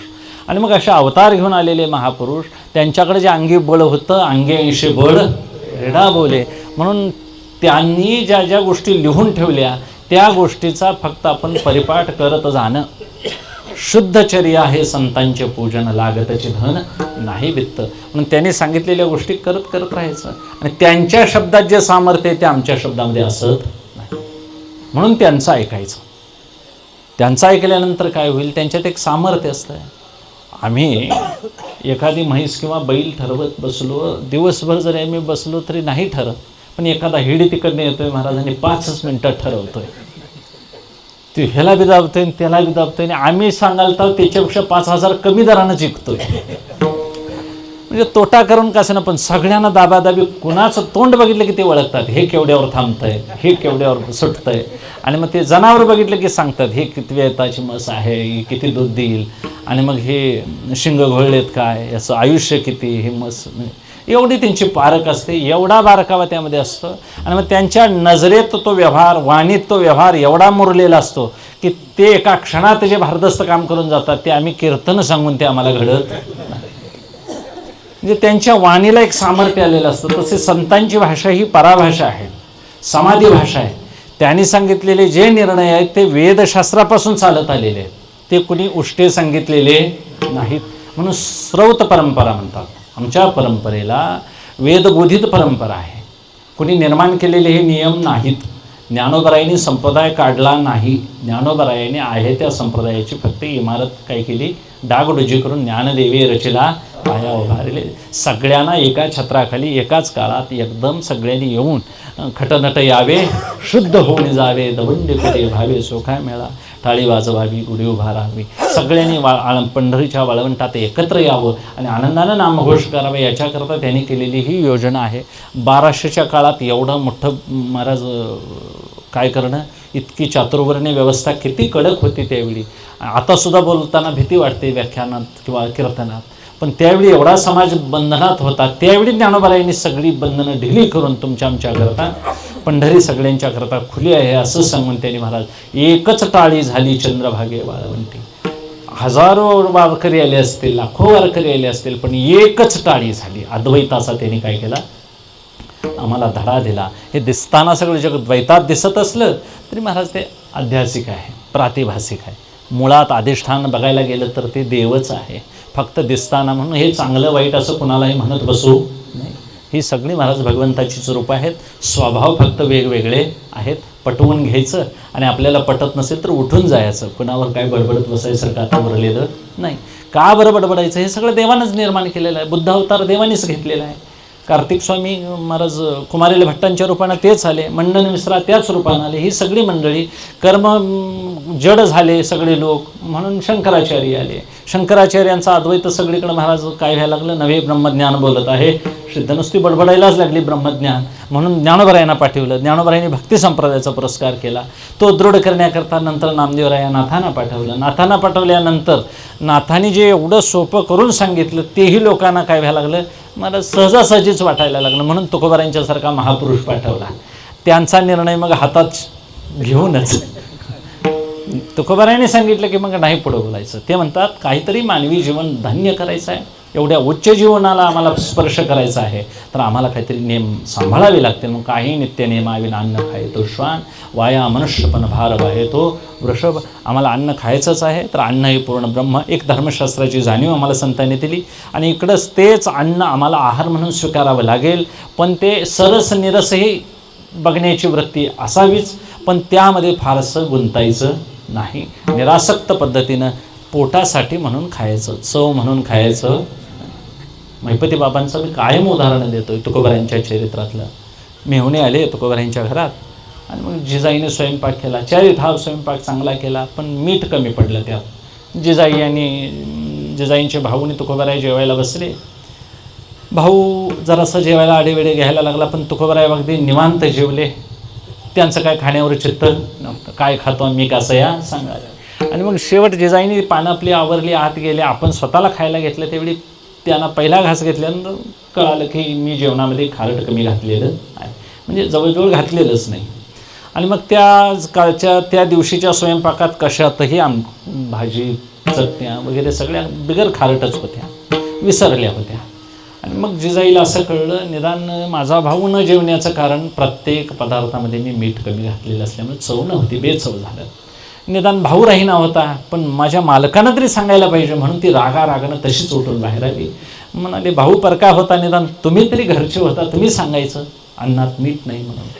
तुकोबाराय म्हणाले बरोबर आहे, जेवण तू केलं, स्वयंपाक मी खाल्लं, बरोबर आहे सगळं, पण आता खरंच सांगू काय. म्हणाले तू सांगितल्यानंतर मला कळालं मीठ त्यात नाही. महिपती बाबांचं हे मला बरं वाटतं एक का त्या चरित्रामध्ये सांगावं लागलं तुकोबारायांना की मीठ कमी पडलं आणि असलं तुम्ही खाल्लं. त्यावेळी तुकोबाराय म्हणतात सांगितल्यानंतर मला कळालं. म्हणजे तुकोबारायांचं खाणं हे जिभेसाठी होतं का पोटासाठी? पोटासाठी खाल्लं त्यांनी. फक्त हे जीव प्राणधारणे अन्नमय कोश आहे, अन्नानं वाढतो. अन्न खात खात खात आम्ही मोठे झालो. एमग्यात आम्ही किती होते हो छोटे, 2-2.5 किलोचे आम्ही सगळे होतो. असते आता 70-80 किलोवर गाड्या आल्या. आता हे जे खालं हे कुठलं कोल्हापुरातलं खालं का एमग्यातलंच? ह्याच रानातला हरभरा, ह्याच मेथी, सगळं ह्याच गावातलं खालं, ह्याच गावातली हवा पाणी सगळं इथलंच खालं. आणि असते त्याचा संचय करत करत एवढं आयुष्य वाढलं, एवढा नरदेह मोठा झाला. म्हणजे गार काय होते हो, गारच म्हणतात ती शेण टाकतेली. आणि मग एक बुट्टी टाकत काय होतं हो, ट्रॉलीभर भरतं आहे, 2 ट्रॉल्या भरत आहे. मग एक ती कमाल मर्यादा किमान मर्यादा जे आता भरलं कट्ट्याच्या बाहेर आले की लोक म्हणतात आता जरासं खत न्यायला पाहिजे शेत. मग केव्हा तरी ट्रॉली लागते का नाही त्याला, तसं ह्याला सुद्धा कधीतरी ट्रॉली असं लक्षात ठेवायचं. हा एक मृत्तिका कवळी एकले मेळी संचिताचे. या पंचसूक्ष्मभूत असतील, स्थूलभूत असतील, यांची माती कधीतरी पंचमहाभूतात विलीन होईल, कारण ही ह्याच मातीतून आलेली आहे. आणि मग ज्याचं देणं ज्याचं त्याला द्यावं, उतराई व्हावं, याच्याबद्दल का फरक आसक्ती धरावी. म्हणून शाळ्या मनुष्यानं असं ज्याचं ते जिने दिले त्याला द्यावा पिंडदान, उत्तीर्ण चरण धरुणी व्हावे, असे निवाडा करायचा, न्याय करायचा. आणि आपला आस्ते आस्ते आस्ते आस्ते यातून बाहेर पडलो, आपल्या कर्तव्य संसाराशी जीवे वेटाळलो. कशालाही वेटाळून बसायचं नाही. नुसतं वेटाळलं तर एक एक गोष्ट महाराज किती पंचज्ञानेंद्रिय पंचकर्मेंद्रिय किती हे आम्हाला बांधून ठेवतील सांगता येणं शक्य नाही. नुसते डोळे रोज 9,000 चित्र काढतात. हे डोळे 9,000 चित्र बघतात, मी काय करून ठेवत आहोत, शेव्हिंग करून ठेवतात म्हणे, असं एक विज्ञान सांगतंय. मग आता 9,000 चित्र मोबाईलला तरी आमच्या शक्य नाही, ते म्हणजे ते बंदच पडते 9,000 फोटो बिटो जर भरलं तर. आता हे एवढं उडत चिमणी चरत चाले, तिचे वाटे एवढे डोळे कुठं अभंगात सांगतात की आमची चिमणी उडतेही आणि चरतेही. म्हणजे दृश्यही बघतात आणि त्याचा विचारही माणसं मागं करतात. ते करत असताना त्याचा भोगही घेतात. म्हणजे माणसं निरखूनही बघतात. नुसतं बघणं नाही आमचं, समाजाकडे निरखत आम्ही बघतो. म्हणजे निरखणं वेगळं, निहाळणं पाहणं वेगळं, नुसतं समोरून जाणं बघत हेही वेगळं. किती बारकावेत एका इंद्रियामध्ये, किती नाक, किती वेगवेगळे रस गंध वेगवेगळे बघून विवेकानं घेतं टाकतं. ह्या सगळ्या गोष्टी महाराज चाले हे शरीर कोणाचे, ते कोणतरी यामध्ये सत्ता चालवणार आहे. म्हणून शरीरे चालताना दिसतात, त्याच्यामागं चालवणारा कोणतरी आहे आणि तो अनुभवाचा विषय आहे. आणि त्याच्यापर्यंत जाण्याकरता जे प्रतिबंध आहेत ते आम्हाला दूर करावे लागतील. म्हणून दूर करणाऱ्या साधकाला जागा करणारा अभंग आहे. सावध होऊनी भजनी लागा म्हणतात. किंवा सावध झालो हरीच्या आलो. आणि ते सावध होण्याकरता तुकोबराय सांगतात निर्वाहापुरतंच अन्न असावं. अन्न खाण्याच्या वेगवेगळ्या पद्धती असतील. आता ज्याची जशी भूक असेल तसं खावावं, याला काही नियम नाहीत महाराज. की परिमित भोजन असावं म्हणतात. युक्त आहार नेमेंद्रियासी सार नसावी बासर निद्रा बहु भाषण. मोजका असं, पण भीमासारखा झाला तर त्याला पुष्कळ खावावं लागेल. खंडीचं धान्य खात होता तर त्याला तशी ताकदही होती महाराज. दुर्योधन केवढा बलवान होता, त्याचं अन्न केवढं मोठं असेल. बकासुरासारखी खाणारी मंडळी राक्षस मंडळी होऊन गेली, कुंभकर्णासारखी होती. आता त्यांची पोटं भरण्याकरता महाराज तेवढं अन्न त्यांना खावं लागेल. कारण ॲव्हरेज नाही म्हटल्यावर ताशी 10 लिटर खाणारे बी ट्रॅक्टर आहेत, मोठी अजस्त्र कामं करणारे यंत्र आहेत. तसं अजस्त्र जे आहेत लोक तेवढं खाणं. आणि मग त्यांची भूक एकदा शांत झाली की मग ते परिमित भोजन म्हणायचं. ज्याला जेवढं लागेल तेवढं खाणं हे युक्त भोजन असं म्हटलेलं आहे. नेमानं कमी खा असं कुठेही म्हटलेलं नाही. तुकोबारायांचं खाण्यापिण्याविषयी फार काय असं नाही, पण नेमानं भजन चालावं एवढं भोजन असावं. नंतर भोजन जास्त झालं भजन चालत नाही. मग ज्याचं भोजन सरस त्याचं भजन निरस असं म्हणतात. आणि ज्याचं भजन सरस त्याचं भोजन निरस. जास्त खाल्लं की झोप येते, आणि झोप आले की मग ह्याचं प्रमाण त्याला जातं का काय की असं होतं आहे. ध्रुपद चुकतंय, म्हणता येत नाही, आळस येतो. आणि मग आळस आला अंगा. तुकोबाराय सांगतात आळस कथेकाळी आला तर तो आळस सेवेत अंतराय निर्माण करतो.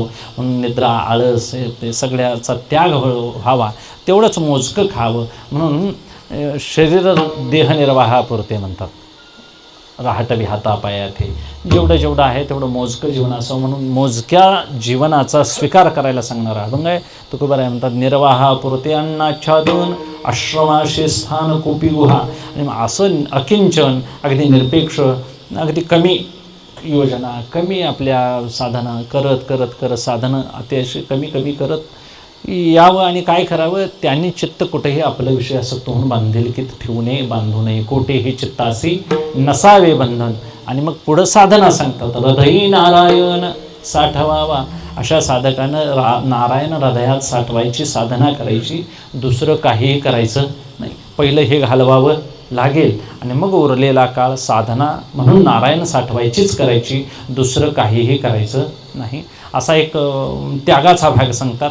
एक आम्हाला धरून ठेवायचा भाग सांगतात. सांडी मांडी परते टाकी वासुदेव नाम ओके. म्हणून परमार्थी मनुष्यानं एवढं लक्षात ठेवायचं, जया परमार्थी चाड त्याने सांडावे लिगाड. लिगाड म्हणजे त्याच्या मागे लागलेलं काहीतरी महाराज उपाधी म्हणा, त्याच्या मागे लागलेला एखादी पिढा म्हणा.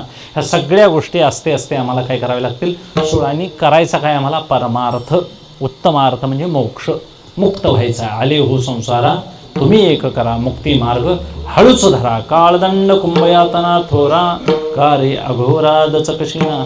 यमाच्या तावडीत जाण्यापेक्षा शांतदया पाहुणा हरी कर. यमाच्या घराला जाण्यापेक्षा भगवंताच्या घराची वाट धरूया आपण. म्हणून यम एक पाहुणा सांगितला हरिपाठात आणि देव एक पाहुणा सांगितला. हरिविन जन्म तो नरकचे पै यमाचा पाहुणा प्राणीवर. म्हणून आम्हाला पाहुणे पंढरी रावो घरा कै येते. एकतर देव घरला यावा किंवा आपण तरी देवाच्या घरला. म्हणून आपण देवाच्या असा प्रवास मांडलेला आहे, पण वास्तविक एकाच घरामध्ये ती दोघे बसते. देवही त्याच घरात आहे आणि भक्तही त्याच घरात आहे. फक्त आडपडदा आहे, अज्ञानाचा आहे. ज्ञानोबा आहे त्याला विस्मरण म्हणतात, सोपं करून सांगतात. शंकराचार्य त्याला अज्ञान म्हणतात. विस्मरण झालेलं आहे, तुझा विसरण व्हावा. आणि विसर झाल्यामुळंच आम्ही कुठं आहे हे कळत नाही. आणि त्या विसराचा आठवण होणं यालाच त्यांनी जागं होणं असं म्हटलेलं आहे. म्हणून आपण जागं होऊन सेवा करूया. जागं होणं हे करत असताना चित्त मात्र कुठेही लोभानं मोहानं अडकू नये. कोठेही चित्तासी नसावे बंधन, हृदय नारायण साठवावा.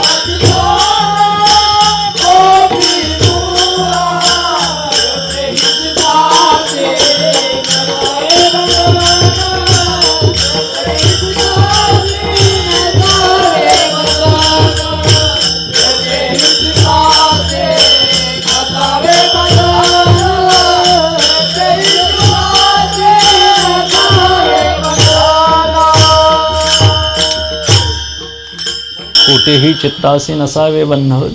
सगळ्यांना विषय माहिती आहे. परमार्थातला विषय भक्ती ज्ञान आणि वैराग्य याच्या पलीकडे काय आहे सांगणं तेच आहे. काही बदलत नाही, फक्त दृष्टांत बदलतील, कथा बदलतील. आणि ते आता ऐकून ऐकून काय झालं आहे, काय आता ऐकायचं असं एक वीत येऊ नये वास्तविक. कारण भगवत कथा ही अनेकांच्या मुखातून अनेक पद्धतीनं बाहेर पडते. म्हणून सांगणारे वक्ते वेगवेगळे आहेत.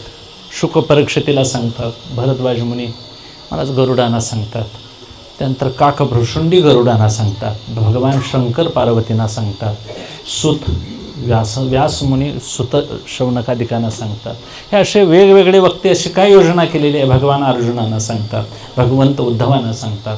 सांगणं एक जरी असलं तरी सांगण्याची अवस्था देश काळ बदलत गेला की स्मृती काही धर्मशास्त्र बदलत जातात.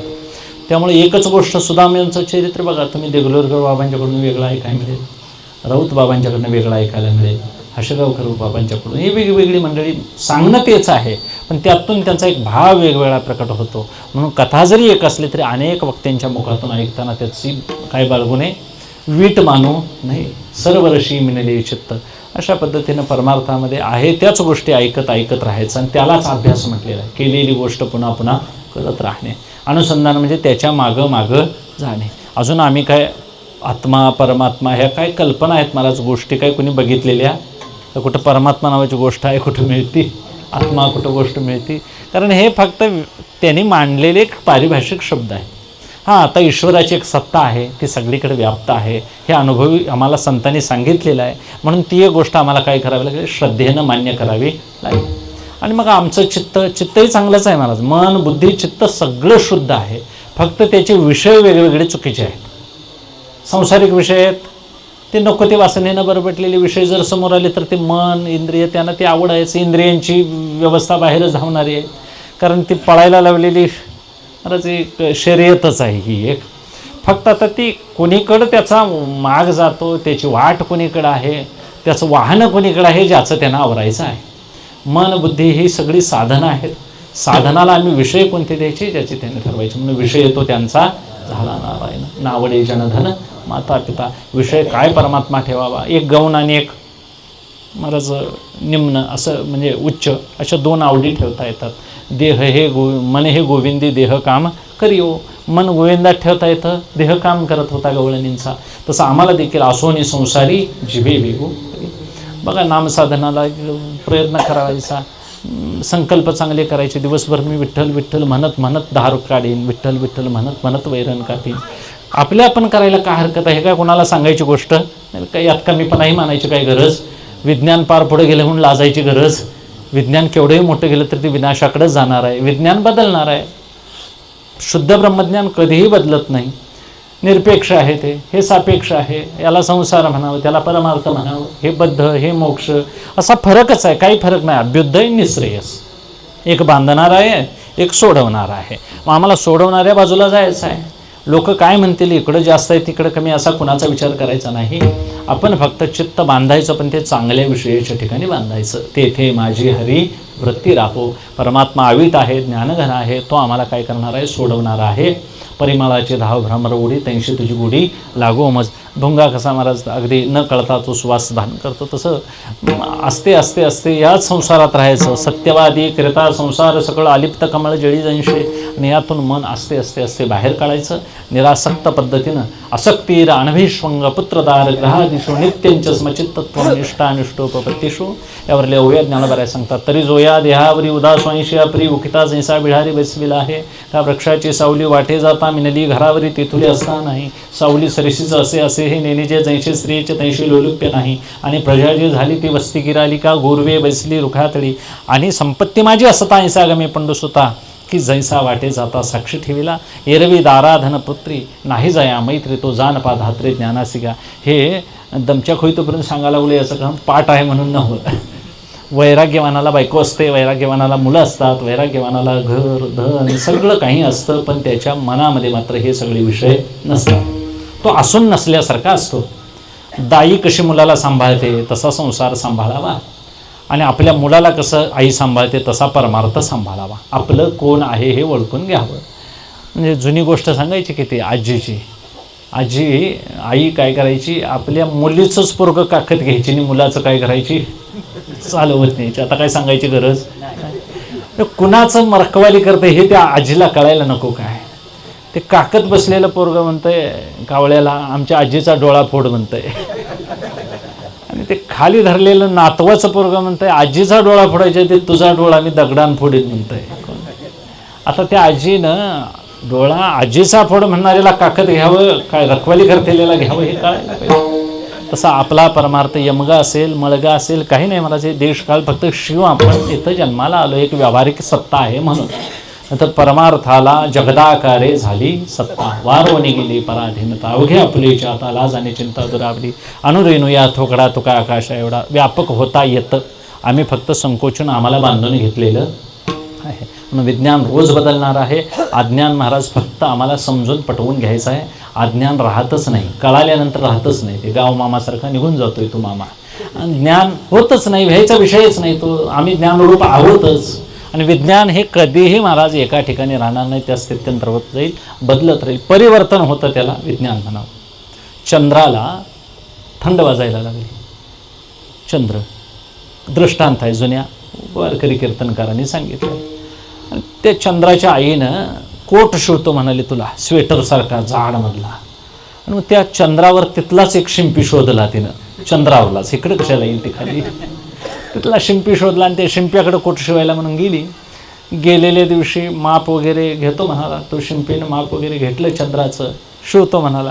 खरं आता लग्न सराई असल्यामुळे जरा 15 दिवस काय होणार, 10-12 दिवस तरी निघून जातील म्हणा. ज्या दिवशी चंद्राची आई कोट शिवायला टाकायला गेलेली होती त्या दिवशी होती प्रतिपदा.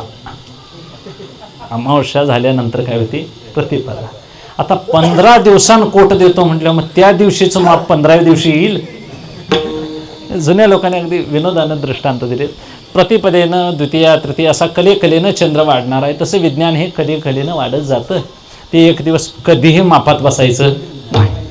एक शेरा सवा शेर धनवान आहेत, शेरा सवा शेर बुद्धिमान आहेत महाराज. काही शाणी जन्माला येतील, काही खुळी आहेत, काही चार मरतील, काही येतील. असं कोणी भ्रम मानायची गरज नाही की यमग्यात आता कोणी यमग चालवायचं. पहिले कोणतरी पंतप्रधान मेला की आता देशाचं काय म्हणत होते, त्यांच्यापेक्षा शाणी चार देव जन्माला घालतोय. कालाय तस्मै नमः, काळे काळे अवघे सरे कोणी नुरे क्रियशी. शेवटी एवढे मोठे यादव, त्यांचंही साम्राज्य गेलं, रावणाचं गेलं, काहीही तटत नाही. फक्त शहाण्या मनुष्यानं नको त्या विचारामध्ये आपलं मन न अडकता ते चित्त अजिबात विषय आसक्त होऊ द्यायचं नाही, तिथून आस्ते आस्ते बाजूला व्हायचं. आणि मग शेवटी काय, नये बोलू फार वैसोजनामध्ये बोलणं सुद्धा मर्यादित पाहिजे. माझ्या बोलण्याने हे काम होईल काय बिघडेल हे सुद्धा कळायला पाहिजे. नये बोलू फार किती बोलायला, म्हणजे काही माणसांनी असं म्हणाले तर तू बोल म्हणजे तुझं बोलणं बंद व्हायला तू काय घेशील म्हणायची पाहिजे एकेकाशी. तू बोलू नकोस, तुला काय पाहिजे ते देतो म्हणतात. खरं पाहुणं लग्न ठरायच्या टायमाला असते बघा, म्हाताऱ्याला गप बसवतात, तू एवढा काय बोलायचं, कारण तुझ्या बोलण्याने ठरलेलं मोडतं हे सगळ्या घराला माहिती आहे. म्हणजे ज्याची त्याची खोड ज्याची त्याला माहिती असते. नये बोलो फार बैसो जनामध्ये, निद्रा बहुभाषण म्हणतात. बहुभाषण योग्य नाही महाराज. म्हणून परमार्थ हा बडबडीचा गोष्टच नाही, परमार्थ अनुभवाची वेळ. बडबड असावी पण ती कुठं असावी, नामस्मरणाच्या बाबतीत असावी. मोठ्यानं नामस्मरण करावं. अगदी अट्टाहसे माझ्या विठोबाचे नाव अट्टाहसे उच्चारा, नामाचे चिंतन प्रगट पसारा. मोठ्यानं अगदी ओरडून नाव घ्यायला काय हरकत नाही, पण तिथं मात्र लाज तेवढी नारायणी आणि वाकडीवाणी पोरापे. नारायणाचं नाव घेताना लाज वाटते आणि मग घरच्या पोराचं काय बोलायला चालतंय, आमचा मुलगा हे करतोय ते करतोय, तिथं ओरडून सांगतील. सावधान बुद्धी इंद्रिय दमी, ही बुद्धी इंद्रिय दमन करावं. बुद्धीला मर्यादा म्हणजे इंद्रिय दमन आणि मनोनिग्रह, याला शम दम श्रद्धा उपरम तितिक्षा ही साधनच आहेत परमार्थाची. आणि हे शेवटी साधन आहेत, याला देखील एक मर्यादा आहे.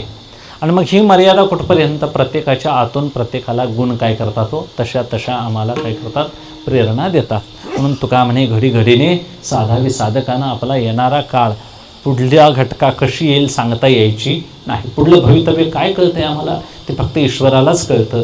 म्हणून ज्याचे त्याचे मार्ग ईश्वरच प्रत्येकाचे जाणतो. ईश्वरावर भरवसा ठेवायचा, त्याला शरण जाऊन त्यांनी जे काही सांगितलेले पाठवून दिलेले संत आहेत त्यांनी दिलेल्या श्रद्धेनं विचार त्यांचे स्वीकारायचे आणि आपण आपल्या जीवनात ते विचार अंमलात आणून कसे आम्हाला तिथं वापरता येतील एवढा काय करायचं. आम्ही नुसती पुस्तकं वाचून नाही शेती होणार, तर काहीतरी प्रयोग करावा लागेल. आणि मग आंब्याला मोहर यायचा झाला तर मग वाचून काय उपयोग आहे, ते तसं प्रयोग करावे लागतील. आणि मग तो अधिकारी असायचा पुण्यात आणि बाग असायची आमची यमग्यात. त्या यमग्यातल्या शेतकऱ्याचा अनुभव मोठा आहे तसा विचार करायला गेला तर. पण तो अधिकारी सांगतोय तो त्या खुर्चीत बसून सांगतोय, त्याला जर अनुभव नसेल मग आंबे लागतील पण वसंत ऋतू याय नको. आता पानझड होती तर आंबे लागतील, आता शक्य आहे का. जो म्हणाला जरी आंबे लागतील तर ते आंबे लागण्याकरता काळ पाहिजे. तसं म्हणून एक गुरुकृपेचा भाग एक स्वतंत्र आहे. गुरुकृपा ही कर्तृतंत्र नाही, वस्तुतंत्र आहे. आपण फक्त आपण काय करायला पाहिजे, तेवढ्या शुद्धतेनं तयार होऊन राहायचं. आपोआपच काय होतंय, नोकरीला लागलं की लग्न ठरतंच. लग्नासाठी तडपड करण्यापेक्षा चांगली नोकरी शोधून चांगला काय करावा, व्यवसाय करावा, उद्योग करावा, काहीतरी एखादं अधिकारी पण शोधावं, आपोआप होत जाईल. तसं आम्हाला एखादी गुरुकृपा व्हायची झाली तर आम्हाला काय व्हावं लागेल, तसं शुद्ध होऊन राहावं लागेल. शुद्ध चोखोबराय शुद्धच झाले म्हणून त्यांच्याकडं हाडं विठ्ठल विठ्ठल म्हणत होती, जनाईंच्या गोवऱ्या विठ्ठल विठ्ठल म्हणत होत्या. तिथं स्त्री पुरुष जातभेद कुठलंच काय आडवा आलं नाही. म्हणजे परमार्थात पवित्र आणि शहाण्या माणसाची फार गरज आहे. तसा परमार्थ केला की तो लगेच फलद्रूप होतो. म्हणून चोखोबारायांचं मोठं उदाहरण आहे. आज मोठे मोठे ज्ञानी विद्वान पंडित पंढरपुरात महाराज त्यांच्या समाधीवर डोकं टिकून जातात. याचा अर्थ की त्याने केलेली जी सेवा आहे हे ती केवढी मोठी ज्ञानोत्तर भक्ती आहे. आणि ज्ञान गुरुनी गावा गोविंद म्हणून काय करावे जातीला तुका म्हणे चोखा भला, असे प्रमाण आहे. क्षेपक असेल पण चोखोबारायांचं हे एवढं मोठं जीवनमुक्तीपर्यंत त्याने एवढी मजल मारली. बरं, शिक्षणाचा काही प्रश्नच नाही. संस्कार असावे लागतील. म्हणून अनुवंशिकता ही भजनाची पाहिजे, परंपरा ही मागासावी, परंपरा त्याचे कुळशुद्ध नसेल तर काय मला निराश व्हायची गरज नाही. आपण 4 पावलं चालायला काय हरकत आहे. म्हणून ईश्वर शरणागतीचाही टप्पा, ही सगळी त्रिगुणाची आम्हाला बांधणी जी झालेली आहे यातून आस्ते आस्ते परमार्थ होण्याकरता सत्वगुण वाढवावा लागेल आणि तो कडेपर्यंत टिकवता आला पाहिजे. कडेपर्यंत काय हे स्थिर राहील बुद्धी, काही अरिष्ट न येईल की मध्य धरले ते जाईल सिद्धी, शेवट तो कधी माझं न कळे. मला काय शेवट कळणार आहे काय, माझं कर्माकर्म काय, धर्माधर्म पारुसतील काय आणि माझे हे डोळे निवतील काय, अशी एक चिंता पाहिजे. म्हणून असा अनुताप, मला मरण येणार आहे, मरणाच्या अगोदर मला व्यवस्था करावी लागेल. व्यवस्था म्हणजे लाकडाची नव्हे. 80 दशा येईल पुढे, तै मन होईल वेविडे, तै चिंतून ठेवी चोखडे आत्मज्ञान. आता यमग्यातच माझा शेवटचा जन्म, परत कुणाच्या आईच्या पोटाला जाणार नाही. मदालसा सांगते, माझ्या एकदा पाळण्यात तुम्ही गीत ऐकलं हे निवृत्ती मार्गाचं, आता कोणत्याही आईच्या पोटात तुम्हाला जावं लागणार नाही. पर्ये दे मदालसा सोहम जोजो रे सोहम, तू आत्मरूप पांडुरंगच आहेस, तूच आत्मरूप ब्रह्मरूपच आहेस आणि यात वेगळं काहीच नाही असं पटवून आईनं पाळण्यात ज्यांना उपदेश केला, काय ते धन्य असेल अशी आई. आणि अशी आई भेटावी ज्या मुलांना, त्या मुलांचं पूर्वपुण्य किती बळकट असेल. म्हणून ऋषभदेवांच्यासारखे वडील भेटावेत, मदालसेसारखी आई भेटावी, शिखिध्वजासारखा राजा भेटावा. महाराज असे अनेक अनेक महाभारतापासून भरतराजाचं केवढं मोठं चरित्र, धर्मराजाचं केवढं मोठं चरित्र. म्हणजे ज्या पुरुषांना या पृथ्वी तलावर दुर्जन एखादा सज्जन बघ म्हटलं तर दुर्योधनाला सज्जन भेटला नाही महाराज. धर्मराजाला देवाने सांगितले की दुर्जन यातला शोध, तर त्याला महाराज कोणीही दुर्जन दिसला नाही. म्हणजे काय दृष्टी असेल त्यांची, त्याने हात धरला ते आणून सज्जन दाखवला. म्हणजे सगळीच माणसं धर्मराजाला सज्जन होते. म्हणजे जशी दृष्टी असेल तशी सृष्टी असेल आणि सृष्टी प्रातिभासिक आहे म्हणून दृष्टी देखील आपली प्रातिभासिक आहे. स्वप्न समान संसार मानायचा, उपदेश म्हणून सांगते असं नाही.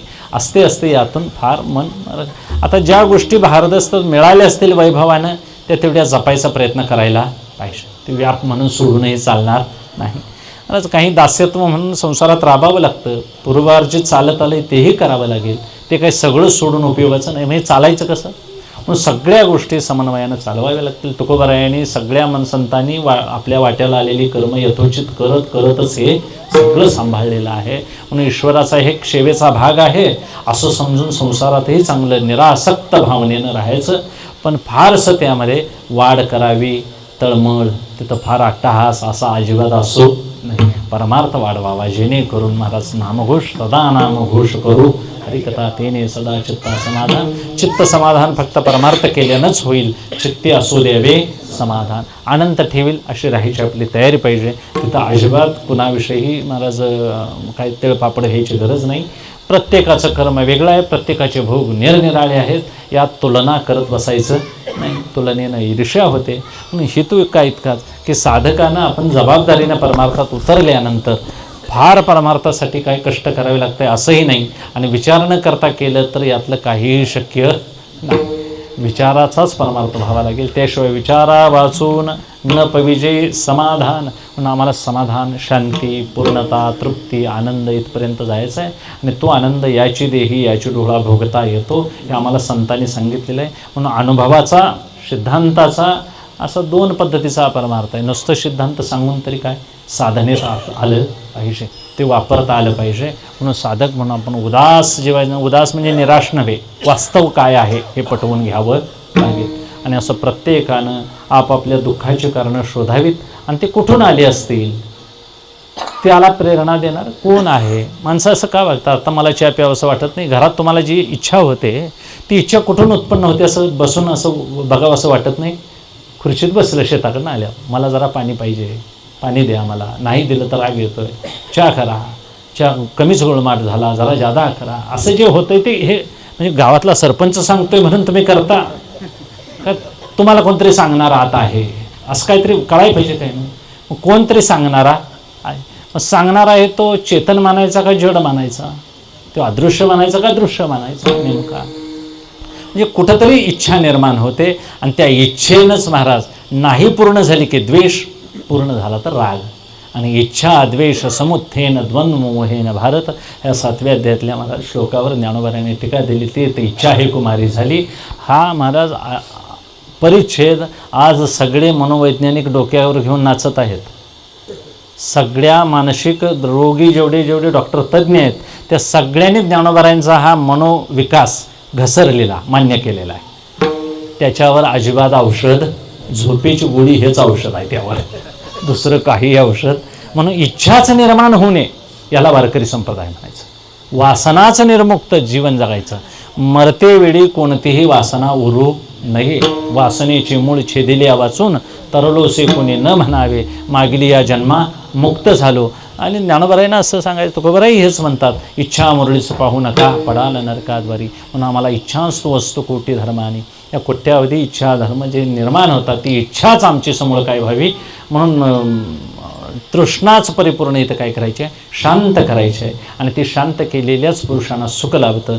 म्हणून तुका म्हणे घडी घडीने साधावी त्रिगुणाची गोवी. गुंताया गुंतला म्हणजे गुरफटलेला एखादा दोऱ्याचा बंडल जसं गुंडाळतं आणि मग ते त्याचा शेवट कळत नाही आणि सुरुवात कळत नाही, तसं आपण कुठं आलोय गोंधळून जातं आहे. म्हणून त्रिगुणांची गोवी उगवणी कोठेही चित्तासी नसावे बंधून, हृदयी नारायण साठवावा. महाराज ज्ञानेश्वर ज्ञानराज माऊली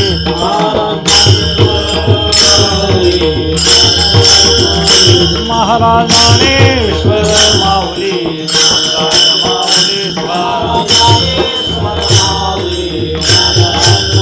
बोला पुंडलिक वरदा विठ्ठल श्री ज्ञानदेव तुकाराम महाराज ज्ञानेश्वर माऊली.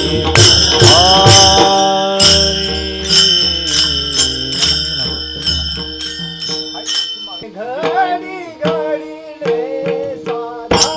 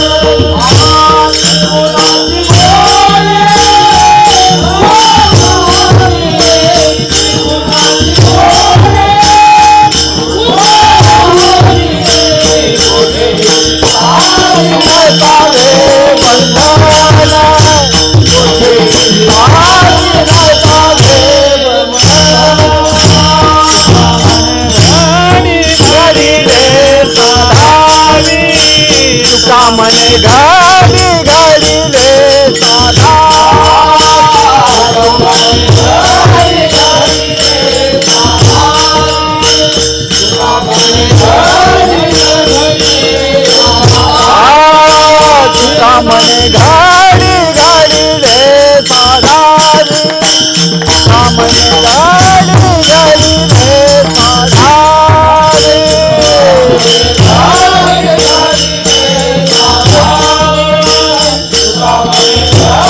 घडीले साधा त्रिगुणाची गोडी उगवणी त्रिगुणाची गोडी तासी नसावे बंधन कोठे तासी नसावे बंधन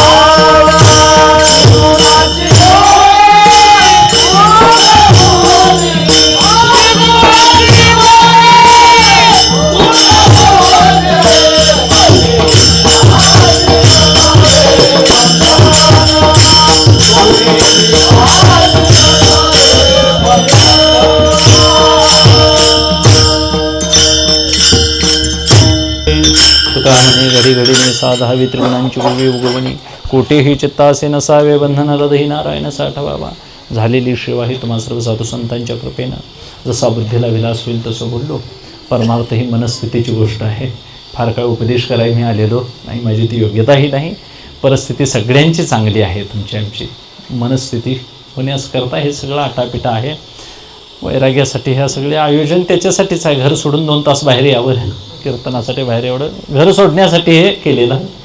नाहीतर भजन वेगळं, परमार्थ आपल्यापुरता आहे तो परमार्थ वेगळाच आहे. सोडा भजन हे आपलं सगळ्यांनी मिळून लावून मृदंग श्रुतितार महाराज माझी जातीचे मज भेट कोणी वेगवेगळ्या घरातली वेगवेगळ्या गावातली माणसं एकत्र येऊन हे सगळं करतात. म्हणजे बंधू समान आहेत सगळे, आपले एक कुटुंबच आहे. आणि मग असं एक व्यापक भावना आमची निर्वैर व्हावी, निर्मत्सर असे निर्मळ भावनेनं प्रत्येकानं जीवन जगावं. प्रत्येकाची भोगे असायचे ते भोगून सारावे लागतील. कोणी त्याच्याविषयी रोष मानू नये, देवावर रोसू नये. असा एक निवांत परमार्थ तुमच्या आमच्याकडून घरावा. मला सांगणारी जुनी मंडळी आमच्या भाग्यानं कागल तालुक्यामध्ये होऊन गेली. आजही हयात आहेत, काका आहेत, अण्णा आहेत, मोठी मोठी मंडळी महाराज काळजीभावांच्यासारखी जुनी मंडळी होऊन सांगून गेली. त्यांच्याकडे बघितलं की श्रद्धा वाटते, परमार्थावर विश्वास वाटतो. आम्ही काय उत्तरेकडले तसे आमच्याकडे भागवत सांगणारे कोण लोक इकडं आपल्याकडं नाहीत. आणि आमच्या भागाला कोल्हापुरी जरा तडाखा निराळा आहे. आमच्या इथल्या लोकांना रोखठोक सांगावं लागतं आणि बुवा लगेच ओळखतात. हे केवढ्या गुडघ्या पाण्यात आहे, गळ्या एवढा बुडला आहे, बरीच काय सांगावं लागत नाही. दांभिकता आमच्या लोकांना लगेच कळते आणि अस्सल परमार्थ कळणारी मंडळी आहे. त्यामुळे इथं यायचं झालं तर लोक माझ्यामध्ये जरासं घाम सुटोपर्यंत वाचूनच येतात. ही आमची पंचक्रोशी तशी सहजासहजी साधी नाही. मी स्तुती करतोय असं अजिबात. बुवा कुठलाही येऊ दे, पण ते बुवा काय पॉवरचा आहे किंवा त्याची योग्यता काय हे लगेच मला ढोरं राखलेली पोरं सांगतात हे मापात आहे का नाही ते. इकडं न येणाऱ्या लोकांशी वारा नाही ते म्हणतात, कालचा बुवा जरा बिघडला तर काय म्हणतात. असं सांगणं आनंद वाटतो महाराज. अहो चाल चुकली तर म्हणतात बेसूर होता कालचा बुवा. आता ती कवाच भजनात नसते. आणि ती बाहेर ऐकून जर एवढी तज्ज्ञ असेल, बाहेरला ऐकणाराच पक्का ऐकतोय. हिथं बसलेलं सगळं चिंतन निराळ चालतं. सगळी महाराज भावनेनं भाग्यानं सगळे एकत्र येतात. एवढी मंडळी महाराज एवढ्यात गोळा करणं हे स्तुतीच नाही महाराज. हे सगळं दर्शनाचे आणि प्रशस्ते पुण्यपुरुष सगळी मंडळी दर्शनाच्या योग्यतेची आहेत. म्हणून सगळी जाणकार मंडळी आहेत. काही अपशब्द किंवा ह्या गोष्टी महाराज परमार्थात घडत असतात. जे काही शिकलो ते त्या गुरूंच्या कृपेनं सगळं सांगायचा प्रयत्न करणं, निरोप सांगणं हे आपल्या हातात आहे. त्याच्याकरता आम्हाला प्रत्येक साधन म्हणून घ्यायचं. हा माईक जसा आहे तसं वक्त्यानं असावं. तिथं आपलं काय नसतं, निवांत फक्त सांगायचं काम करायचं, निरपेक्ष भावनेनं सांगत राहणं. ते सांगता सांगता एक दिवस सांगणार आहे त्या जे सांगितले त्याच्याशी तद्रूप व्हावा. श्रोत्यानेही तद्रूप अवस्थेला प्राप्त व्हावं. पांडुरंग परमात्म्यानं ज्ञानोबरायनं तुकोबरायने आम्हाला तशी सद्बुद्धी देऊन परमार्थ कृतार्थतेकडे न्यावा. सगळ्यांच्याविषयी कृतज्ञता कायम टिकावी अशी विनवणी करून शेवीला विराम देतो. विठ्ठल जय जय.